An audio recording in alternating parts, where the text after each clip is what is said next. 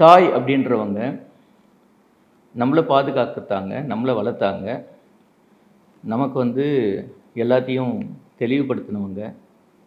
அதுக்கப்புறமா அவங்களுக்கு வயதாகுது. இல்லை பிறந்த பையனுக்கோ பொண்ணுக்கோ திருமணம் ஆகுது.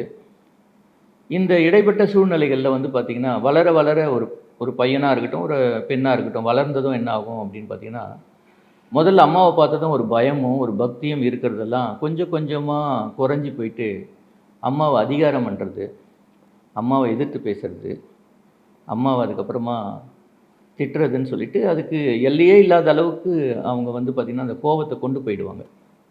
அப்போ நம்ம நினைக்க வேண்டியது என்ன வரும் அப்படின்னு பார்த்தீங்கன்னா, ஆமாம் எங்கள் அம்மா எனக்கு சரியாக நடந்துக்கல என்கிட்ட, நான் அதனால் அப்படி நடந்துக்கிட்டேன் அப்படின்னு சொல்கிறது இயல்பு. பட் எல்லாருக்கிட்டேயும் நம்ம யார்கிட்ட வேணாலும் எதை வேணாலும் வெளிப்படுத்திடலாம். அம்மாக்கிட்ட வந்து அப்படி வெளிப்படுத்தக்கூடாதுன்றது தான் இந்த தாய் வழி கர்மா. இது எப்படி நம்மளை காப்பாற்றுது அப்படின்னா, ரொம்ப உதாரணம், ரொம்ப ரொம்ப சிம்பிள். நீங்கள் நல்லா கவனித்து பார்த்தீங்கன்னா உங்களுக்கு தெரியும். ஒரு ஹஸ்பண்ட் அண்ட் ஒய்ஃபு அவங்களுக்குள்ள ஒரு வருத்தமோ, ஒரு கோபமோ, ஒரு அண்டர்ஸ்டாண்டிங்கே இல்லை.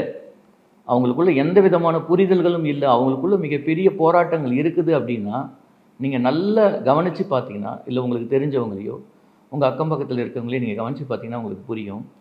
அந்த பெண்ணுக்கோ அந்த ஆணுக்கோ அவங்கள பெற்றவங்க கிட்ட இருந்து நல்ல ஆசீர்வாதம் கிடைக்கலன்றது உறுதியாக தெரிஞ்சுக்கலாம் நீங்கள்.